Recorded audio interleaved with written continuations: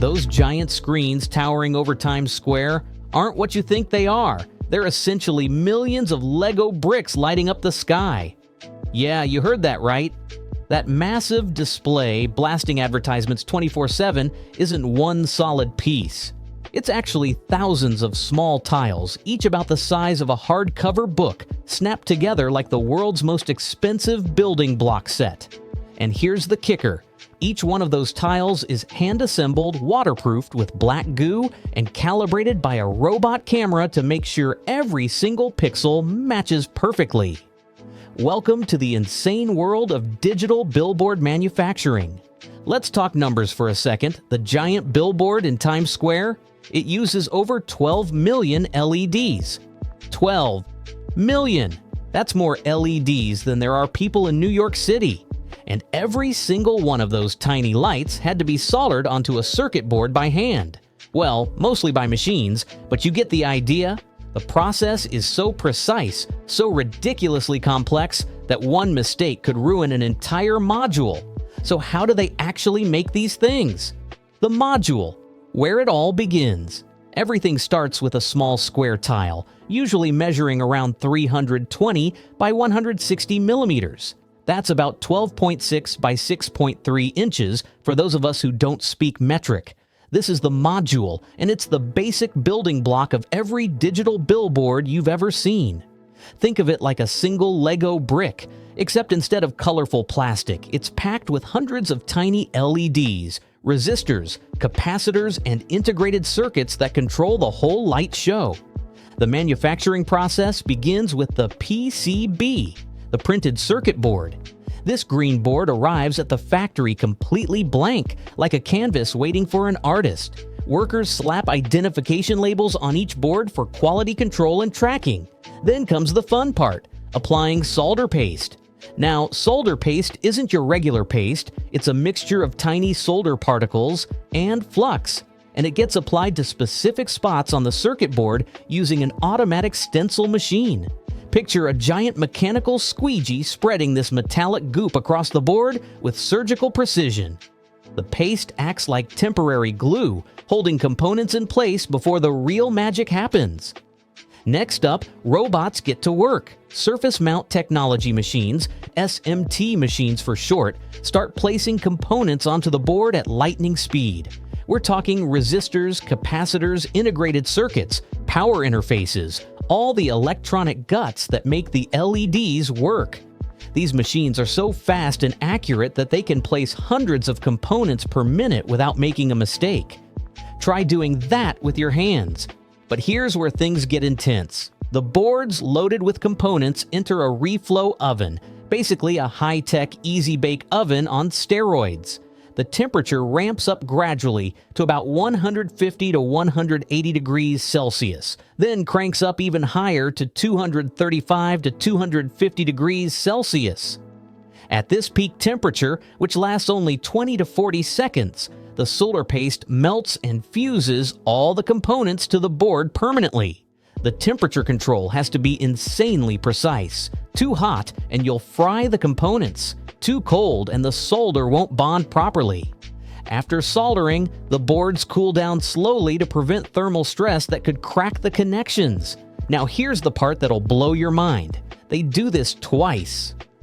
After the first round of reflow soldering secures the electronic components, workers apply another layer of solder paste, this time on the lamp surface where the actual LEDs will go.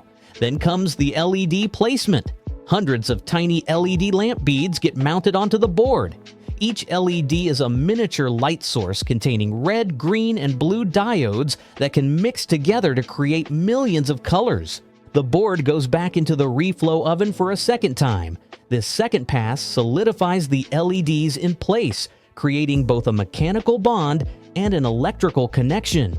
Every single LED must be perfectly aligned and securely attached because once these modules are 50 feet in the air on a billboard, you can't exactly reach up and fix a loose bulb.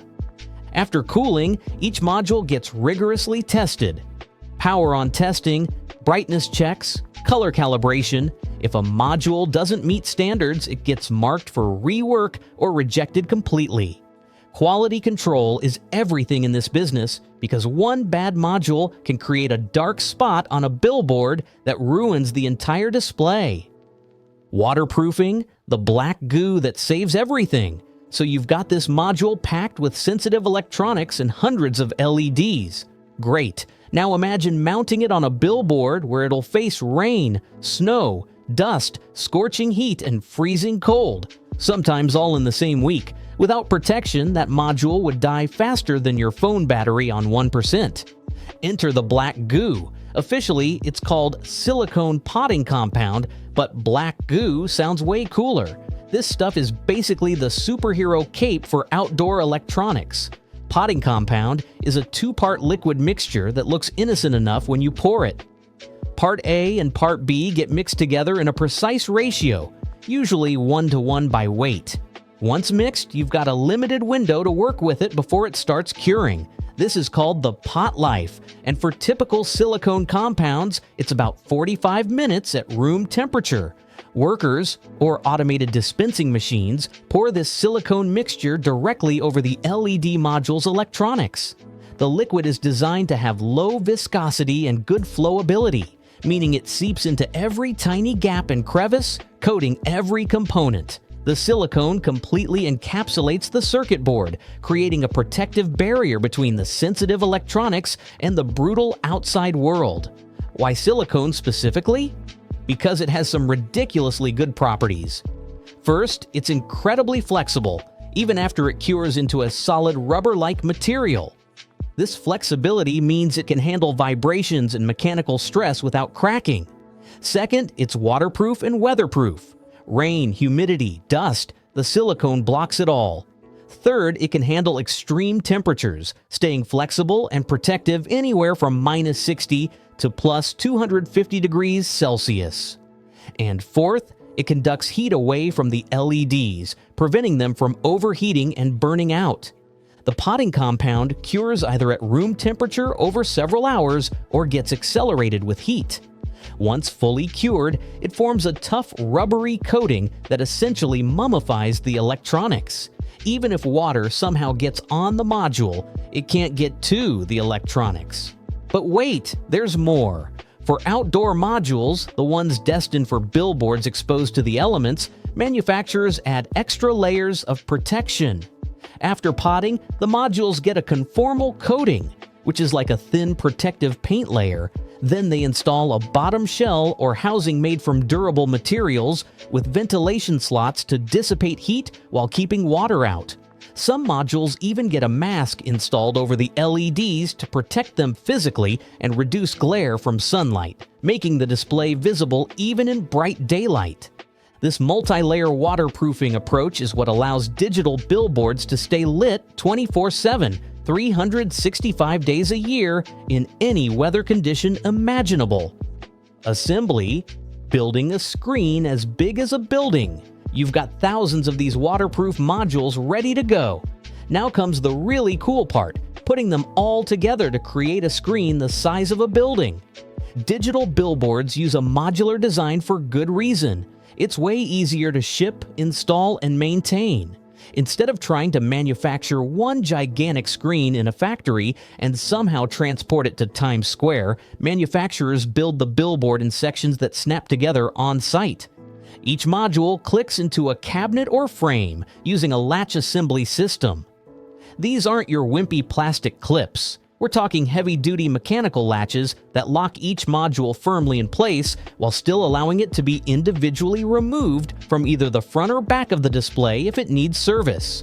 The modules slide into mounting channels on the frame, and the latch assembly ensures they're perfectly aligned with their neighbors. Here's where the Lego comparison really hits home.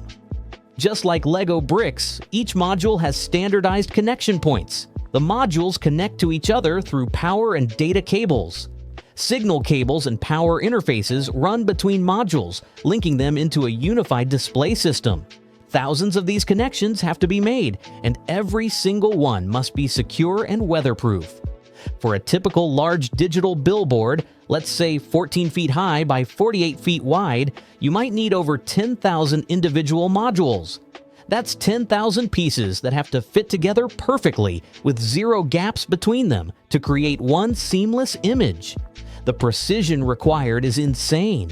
If the LEDs are more than a quarter of an LED width out of alignment between modules, installers have to adjust until everything lines up. The assembly happens in stages. Steel beams form the backbone, a massive framework engineered to withstand high winds and support tons of weight. These beams are measured, cut, welded, and bolted together to create a structure strong enough to hold the display. Then comes the real show, Crane Day. Installing a digital billboard requires massive cranes, sometimes 150-ton cranes capable of lifting the display sections high into the air and positioning them with pinpoint accuracy. In windy conditions, lifting these displays becomes especially tricky because the flat LED panels act like giant sails catching the wind. The crane operators and ground crew coordinate carefully, using ropes and spotters to keep everything steady and aligned as they hoist sections into place and bolt them to the steel frame. Some displays get assembled on the ground first, then lifted as complete sections. Others get built piece by piece while already mounted on the structure. Either way, it's a carefully choreographed dance involving specialized crews, expensive equipment, and split-second timing. Calibration, making 12 million pixels match perfectly. All right, your billboard is assembled, thousands of modules, millions of LEDs, all connected and powered up. You flip the switch and it looks terrible. Some pixels are brighter than others. The colors don't match. One section looks bluish while another looks greenish. Welcome to the calibration nightmare. Here's the problem. Every single LED is slightly different. Manufacturing variability means that even LEDs from the same batch will output different amounts of light when given the same electrical current. Multiply this by 12 million LEDs and you've got a visual disaster. Without calibration, your expensive billboard looks like a patchwork quilt of mismatched colors and brightness levels. The solution? Robot cameras and some seriously smart software. The calibration process starts with a professional-grade camera positioned in front of the display.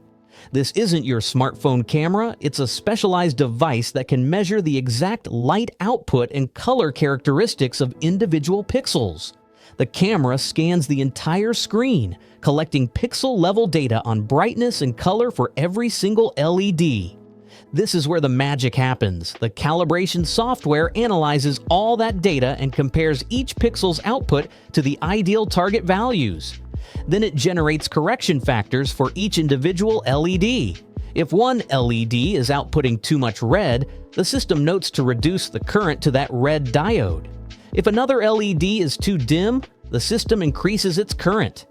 These correction values get uploaded to the receiving cards, the electronic controllers built into each module that drive the LEDs.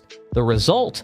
A calibration map that tells every single LED exactly how much current it should receive to produce the correct amount of light. When this calibration data is applied, suddenly the patchwork becomes a uniform, smooth image with perfect color accuracy across the entire display. Calibration isn't just about initial setup either. LEDs age over time, and their brightness and color gradually shift. Environmental factors like heat exposure and component aging can introduce new inconsistencies. That's why many high-end digital billboards get recalibrated periodically to maintain optimal image quality throughout their lifetime. Some modern systems even include automatic calibration features that use built-in sensors to monitor and adjust LED performance in real time, keeping the display looking perfect without human intervention. The final product. So there you have it. Those massive digital billboards aren't single screens. They're thousands of carefully crafted modules, each one soldered by machines, waterproofed with silicone goo, snapped together like Lego bricks, and calibrated by robot cameras to create a flawless image visible from blocks away. The next time you see a digital billboard, remember, you're looking at millions of individual LEDs, thousands of individual modules, hundreds of pounds of steel framework, miles of cables, and countless hours of engineering and assembly, all working together to sell you a burger or a new phone. Pretty wild when you think about it. From factory floor to city skyline, digital billboards represent some of the most complex, large-scale electronics manufacturing in the world. And it all starts with one small tile, carefully assembled, one LED at a time.